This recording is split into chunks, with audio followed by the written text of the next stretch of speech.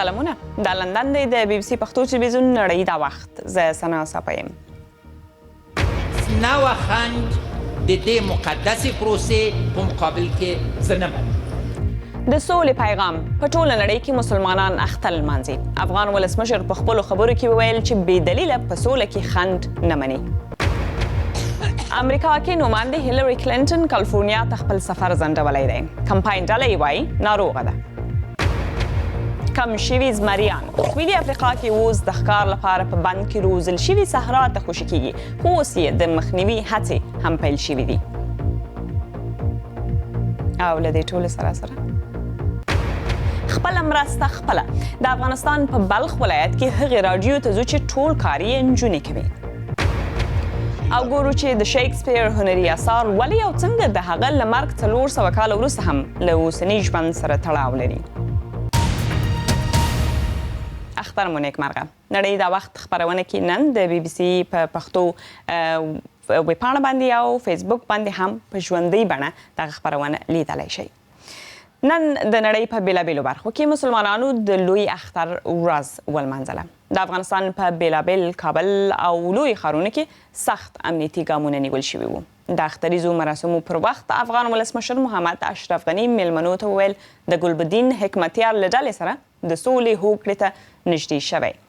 هغه پر سیاستوالو غږ وکړ چې د سولې بهیر جدي ونیسي. وایي بې دلیله د سولې په بهیر کې خنډ نشي زغملی. نور حال زموږ همکار اولیا اطرافي لري. په کابل کې اختر په امن سره پیل شو. پلازمینه کابل او غټو ښارونو کې سخت امنیتي تدابیر نیول شوي وو. آن پر پلاستیکي وسلو لا بندیز لګېدلی و. ډېری افغانان په دې هیله وه چې یو اختر باید واسي او له حزب اسلامي سره به د افغان حکومت سوله تر اختر د مخه لاسلیک سي. سلام علیکم. خبره وځنډېده خو ولسمشر ناهیلی نه ښکاري. هیڅ نوه خنډ د دې مقدسې پروسې په مقابل کې زه نه منم. او که موانع ایجاد سي نو بیا اما دنده ده او اما وظیفه ده چې ټول ولس سره جریان شریک کاندم او له ټول ولس نه غوښتنه وکړم چې په واحد صف کې انشاءالله تعالی سولې دپاره ودرېږي چې درېږي. دلته ولسمشر د ډیرو افغانانو خبره کوي. دغه خو د اختر کمال دی چې خلک مخکینی غمونه او ناهیلۍ هېرې کړي او د نوو هیلو او ارمانونو سره د ژوند یو نوی څپرکی پرانیسي. اولیا اطرافي، بي بي سي، کابل. خپل په سعودي کې هم میلیونونو مسلمانانو لوی اختر وکړ. په سږني حج کې ایرانیان برخه نه لري. تیر کال د حج په مراسمو کې د سلګونو ایرانیانو له مړینې وروسته تهران تور پورې کړی و چې سعودي یې د وګړو خوندیتابه ته پام نه کوي. سږني مراسم تر اوسه بې له لویو پیښو روان دي، خو لکه له مکې مکرمې چې سید عبدالله نظامي وایي پاکستانیان له خپل حکومته شکایت لري. د حج د مراسمو تر ټولو سخته ورځ پرون وه چې حاجیانو په عرفات غونډۍ کې په سره لمر او سختې ګرمۍ سره تېره کړه. د شپې په مزدلفه کې یې ټوله شپه په ډاګ رڼه کړه. سهار مهال د شیطان ویشتلو وار و، هلته چې تیر کال د ټیل ماټیل په پیښو کې سلګونو حاجیانو ته مرګ ژوبله اوښتې وه چې ډېره برخه ایرانیانو. نو سعودي عربستان سږ کال د ټیل ماټیل او بېنظمۍ د مخنیوي لپاره ګڼ پولیس ځای په ځای کړي وو او امنیتي تدابیر یې نیولي وو. له هغه وروسته حاجیان د فرضي طواف لپاره دلته بیت الله شریف ته راغله او له کعبې څخه طواف کوي. د افغان حاجیانو د ستونزو په تړاو مو په تېرو ریپورټونو کې ویلي وو چې د لارښود او ښوونکو ستونزه یې درلوده. نن هم هماغه ستونزه یادېده. ولې پاکستاني حاجیانو به د ترانسپورت او د وسایلو ستونزه یادوله چې ویلې له عرفاته مزدلفې او له مزدلفې څخه مینا ته د لیږد رالېږد وسایل کمزوري وو او دوی ډېر پلي راغلي دي. د افغان حاجیانو په منځ کې افغان کرکټ لوبغاړي شهزاد محمدي او اصغر ستانکزی هم شته چې نن یې د حج د فریضې ترڅنګ د اختر په خوشحالیو کې له افغانانو سره ګډون وکړ. دوی به له سعودي وروسته بنګلادیش ته ځي او هلته به له خپلې ملي لوبډلې سره یو ځای په بنګلادیش کې لوبیږي. زموږ همکار سید عبدالله نظامي و چې همدا اوس په مکه مکرمه کې دی او په راتلونکو څو ورځو کې به هم له ده رپورټونه ولرو. نو د بي بي سي پښتو نړۍ دا وخت ګورئ. که په دې پښتونخوا، افغانستان او نورې نړۍ په اړه مو نور څه پکار وي نو زموږ ویبپاڼې BBC پښتو .com کې لیدلی شئ. ورشئ BBC پښتو .com ته، هلته مطالب ولولئ، وګورئ او واورئ. اوس هم یو څو نور لنډ نړیوال خبرونه. د سوریې ولسمشر بشار اسد ټینګار کړی چې ټوله سوریه به بیرته ونیسي.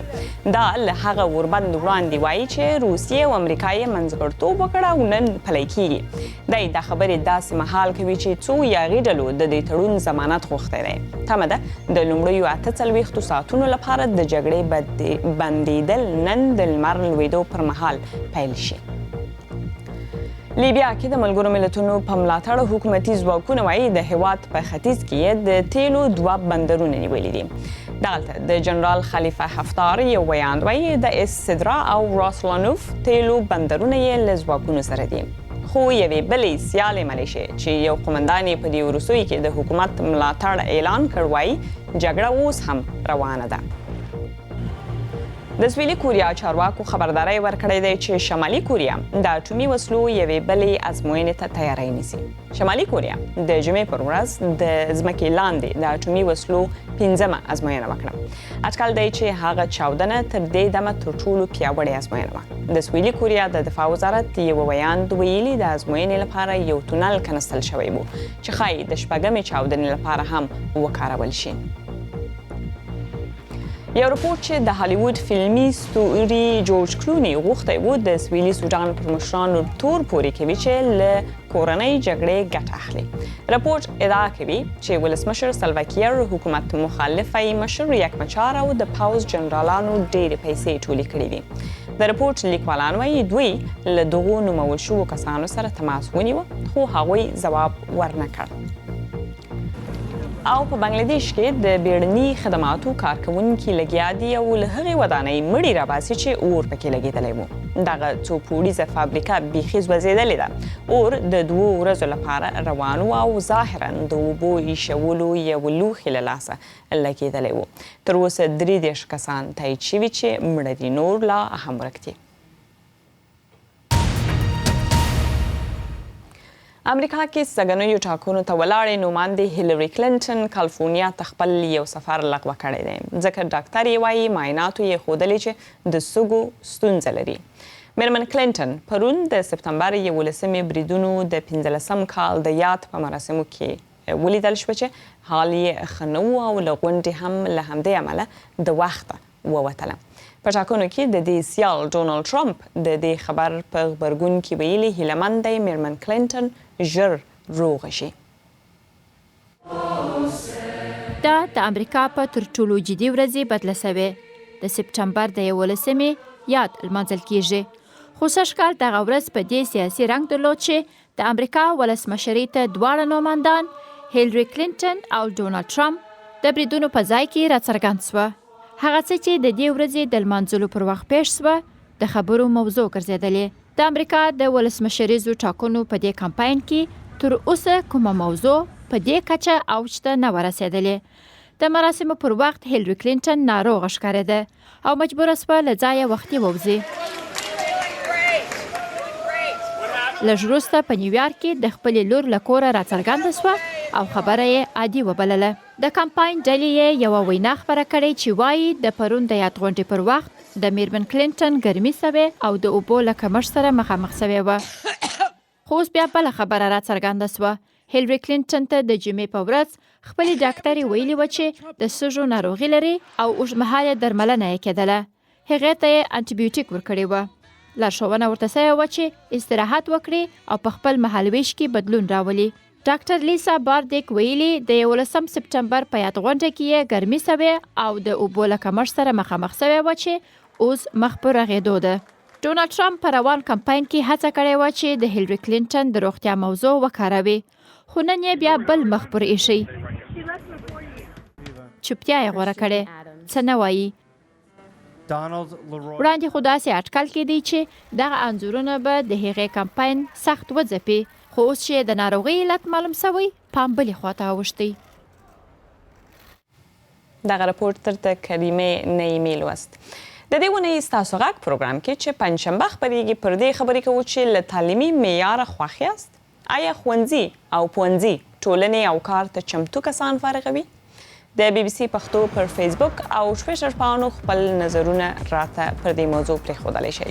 له تعلیم سره په تړاو که عکسونه لرئ هغه هم د بي بي سي پښتو ویبپاڼې او یا د بي بي سي پښتو برېښنالیک له لارې موږ ته لیږلی شئ. پتې پر سکرین باندې هم وینئ. سویلي افریقا کې د زمریانو د شمیر په کمښت اندېښنه ښوول شوې. اوس په صحراګانو کې یوازې 2300 زمریان پاتې دي. خو زرګونه نور په دې نیت روزل کیږي چې د ښکار لپاره یې بیا بیدیا ته ولیږي او هلته یې خوشي کړي. دا اونۍ د نړیوال چاپیریال ساتنې کانګرس پر سویلي افریقا غږ وکړ چې د هغو زمریانو ښکار ودروي چې په بند کې روزل کیږي. دې رپورټ کې ځینې برخې ښایي تاسو ته زړه بدونکي وي. د جنوبي افریقا ډیری شمالي ولایتونو د زمریانو په لټه کې موږ دلته راغلو، خو دا ژوبڼ نه دی چې سیلانیان پکې د ژوو انځورونه واخلي. دا د ښکار زیرمه ده. دوی له موټر څخه ویریږي. قفس کې بندي شویو زمریانو صنعت په اړه هم ډېر اختلاف شته. دوی ښکار ته په عمومي ډول بد نوم اړولی دی، نو موږ د هر ډول ناقانونه ښکار غندنه کوو. دغه په قفس کې نیول سوي زمریان هغه وخت ښه په نښه کېدای سي چې د روزنې مرکزونو کې ساتل کیږي او د انسانانو لپاره ترې ګټه اخیستل کیږي. دوی داسې وژل کیږي لکه یوه هیلۍ، نه لکه یو زمری. دغه خواشینونکي ویډیو چې بي بي سي ته ورکړل سوې د زمریانو د ښکار څو تنه امریکایان ښکاروي چې په اونۍ کې 10 تنه زمریان وزني.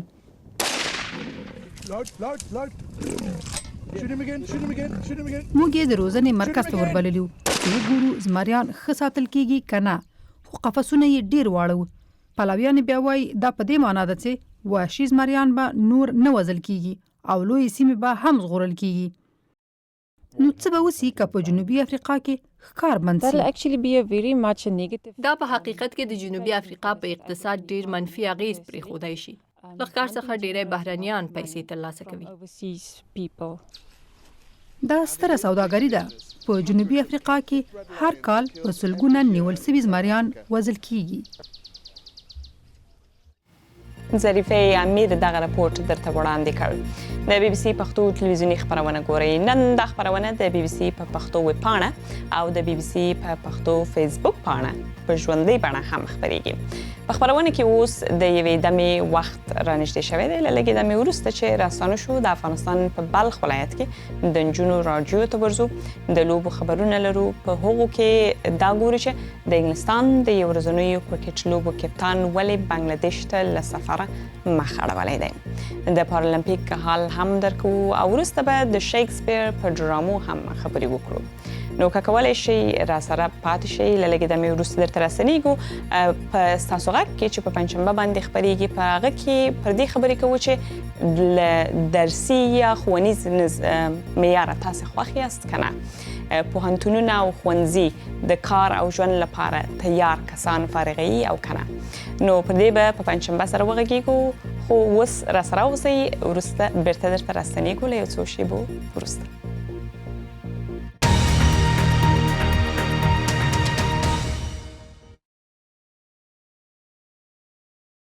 لندن کې د بي بي سي پښتو نړۍ دا وخت ښه راغلاست. د نن د سر خبرونه مو د نړۍ په بیلابیلو برخو کې مسلمانانو د لوی اختر ورځ ولمانځله. د اختریزو مراسمو پر وخت افغان ولسمشر اشرف غني وویل بې دلیله د سولې په بهیر کې خنډ نشي زغملی. امریکا کې نوماندې هیلري کلینټن کالیفورنیا ته خپل سفر ځنډولی دی. کمپاین ډله یې وایي ناروغه ده. سیال یې ډونالډ ټرمپ د روغتیا هیله ورته کړې. د افغانستان په شمالي ولایت بلخ کې د نجونو یوې 11 کسیزې ډلې د ښځو لپاره ځانګړې راډیو جوړه کړې.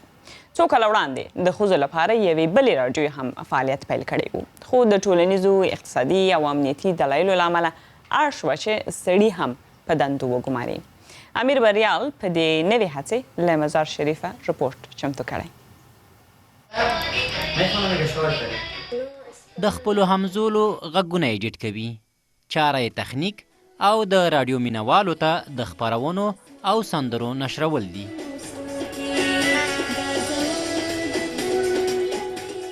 بل پوهېږم څه وایي. همکارې ته یې د خبرونو د ویلو لارښوونه کوي. خدای په نامه 94.9 رادیو بانو اورئ. بانو راډیو په مزار شریف کې د انجونو یوه 11 کسیزه ډله مخته وړي. خبریالان یې وایي چې دوی په دغه ښځینه چاپیریال کې د کار پر مهال هوسا دي.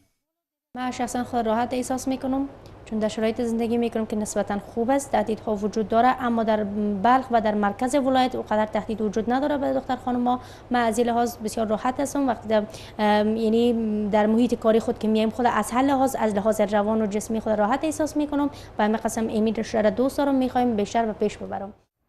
بحثونه یې تر ډیره د ښځو پر ژوند راڅرخي.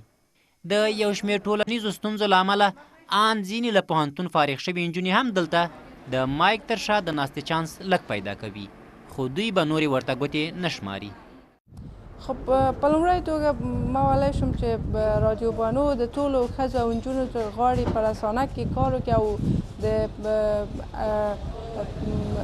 امنیت رواني ولري، نو د هغوی لپاره دا یو ډېره ښه فرصت ده. او سیاسي او همداسې حقوقي خپرونه ولرو چې وکولی شي چې د ښځو په حقونو لپاره د ښځو لپاره یو مؤثره برنامه وي. او له همدې له امله موږ خبرونه لرو، موږ په هر ساعت کې او همداسې موږ حقوقي برنامهګانې لرو چې هغوی هم لومړی فوکس یې د ښځو لپاره ده او د ښځو لپاره به جوړېږي. په رسنیو کې د نجونو د کار پر وړاندې خنډونه ډیر دي. د دوی د ځاني خوندیتوب په اړه اندېښنې، ناامني، اقتصادي او ټولنیزې ستونزې بیلګې بلل کیږي. سره له دې چې په وروستیو کلونو کې په ځانګړې توګه په ښارونو کې د تلویزیون په پرتله د راډیوګانو مینوال لږ دي، خو راډیوګانې هم له پامه نه دي غورځېدلي. او د راډیوي شبکو په لړ کې د ښځو له لوري چلیدونکې راډیوګانې هم خپل خاص مینوال لري. د ځینو رسنیو مسؤلین یې بې ځایه لګښتونه ګڼي او په اند یې د مرستو له ختمېدو سره یې ورتړل کیږي. کوم تلویزیون سیمه ییز دلته مالي تلویزیونونه دي یا راډیوګانې دي، په اکثریتو کې نجونې کار کوي او ډېر په ښه ډاډه زړه کار کوي او هر څه یې زړه وغواړي هماغسې پروګرامونه لري په مختلفو ژبو باندې. نو اړتیا نه لیدل کېږي چې ښځو لپاره ځانګړې راډیو وي. خو په خلکو کې د هرې رسنۍ لیدونکي او اوریدونکي بیل دي. امیر بریال، بی بی سی، مزار شریف. د نړۍ له لارو بره ځینې نور لنډ خبرونه. د چین حکومت وایي د اعدام سزا باندې به سخت څار کوي او یوازې ډیرو جدي مجرمانو ته به یې ورکوي. باور دی هر کال چین له بل هر هیواد تر ټولو ډیر مجرمین اعداموي، خو اصلي شمیر یې پټ ساتل کیږي. او د همجنس خوښو ملاتړي د مکسیکو سیټي یوې کلیسا ته روان دي. دا مظاهرات د شنبې ورځې د هغو پراخو مظاهرو په ځواب کې کیږي چې د همجنس خوښو د واده پر ضد راوتلي وو. په مکسیکو سیټي کې د کاتولیکي کلیسا یو مشر دا رد کړه چې ګواکې د لومړۍ مظاهرې تر شا دوی وو. که زموږ دا تلویزیوني خپرونه تر پایه نشي لیدلی غم مه کوئ. یو ساعت وروسته د بی بی سی پښتو نړۍ دا وخت راډیویي خپرونه پیلیږي. نن یې سپین تڼۍ درته وړاندې کوي.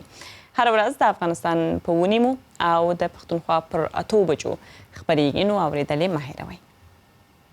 او سم د لوبو یو څو لنډ خبرونه. د ریو په پارالمپیک سیالیو کې چین د 92 مډالونو په ګټلو تر ټولو وړاندې دی چې 32 یې د سرو زرو دي. بریتانیا د 23 سرو زرو او ټوټال 56 مډالونو په ګټلو دویم مقام لري. یوکراین په 9 مډالونو دریم دی چې 18 یې د سرو زرو دي. نن 14 بېلابېلې لوبې کیږي چې پکې وزن پورته کول، نښه ویشتل او د څوکۍ باسکټبال هم شامل دی. ټینس کې بیا سټن وارینکا وایي د امریکا د پرانیستو سیالیو تر پایلوبې وړاندې وارخطا و، اوښکې یې بهېدې او ټول بدن یې رپېده.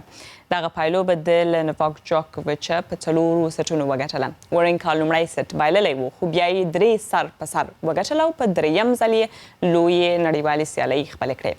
د ښځو په لوبو کې نوې اول نمبر لوبغاړې انجلیک کیربر د چک جمهوریت کارولینا پلیسکووا ته په ماتې ورکولو اتلولي خپله کړه. او د انګلستان د یو ورځنیو کرکټ ملي لوبډلې کپتان یان مورګن او د پیل بټسمن الکس هیل د امنیتي دلایلو له امله د اکتوبر په میاشت کې بنگلاديش ته له سفر کولو ډډه کړې ده. جولای کې د ډاکې په یوه کافې کې د چاودنې له امله چې 20 کسه یې ووژل هیڅ یوې لوبډلې بنگلاديش ته سفر نه دی کړی. د انګلستان پخواني کپتان مایکل وان وایي مورګن لوبه لویه تېروتنه کړې او ښایي له دې وروسته خپلو لوبغاړو ته ونه کتلی شي.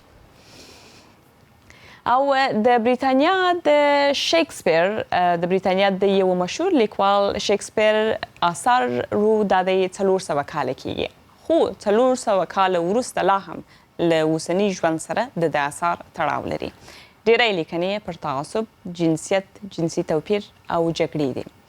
په 1980 کال کې یا 1980 کال کې وبخئ امریکا افریقا کې د نسل پالنې په اوج کې د سویلي افریقا یو فلمي ستوري ډاکټر جان کاني د اوتیلو رول ولوباوه. دا رپورټ مو د ژوندي شکسپیر د لړۍ یوه برخه جوړوي چې د بي بي سي، پرانیستي پوهنتون او برټش کانسل په ملګرتیا چمتو شوی.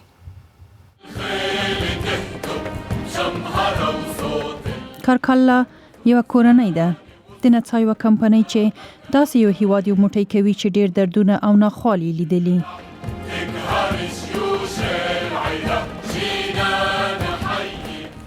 د ما پلار تل په دې باور و چې شکسپیر د خپل عمر تش په نامه ورک کلونه په منځني ختیځ کې تیر کړي. موږ په رښتیا هم په لبنان کې د غږ پیژنو.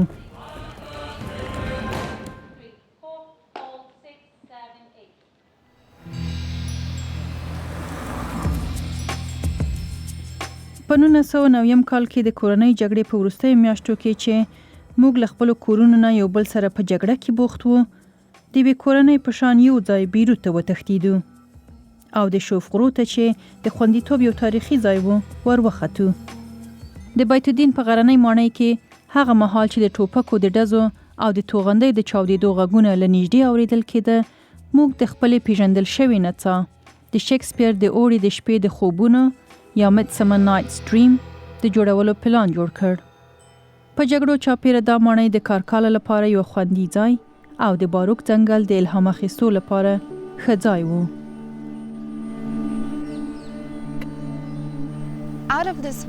که دلته پاتې کېدل غواړئ او که نه، خو له دې ځنګله بهر نشئ وتلی. د موږ په دې ننداره کې باروک یو جادویي ځنګل او ښاپیره یې دا په زړه پورې پیریان دي. د دوی شرارت ګډوډۍ رامنځته کوي. د نن سبا په لبنان کې کله ښاپیریو سره سر و کار لري نو سیاسي مشران ولوله. موږ د دوی د لوبو آلې یو. کله چې کمپنۍ په 1990 کې د اوړي د شپو د خوبونو ننداره خپره کړه نو دا د سولې د راتلو پیغام و. د شکسپیر د نورو آثارو په شان نڅا هم یوه جادویي ژبه ده او د همدې په مرسته موږ کولی شو چې د ژوند حقیقت بدل کړو. شکسپیر په لبنان کې د خپرونې د پای شېبې د راځئ چین ته لاړ شو. دغلته د فارمولا 1 سیالي نه بلکې د فارمولا کایټ یا کاغذباد نړیوالې اتلولۍ وینو. د دې سیالۍ لوبغاړو اټکل کاوه چې هوا به ښه وي. دا یې زړه ته نه لوېده چې باد دې دغسې سرعت اخیستی وي. نو ښه لوبه یې وکړه. نو خپرونه مو همدلته پای ته رسېږي. تر بلې ښه وخت، ښه شپه او ښه اختر.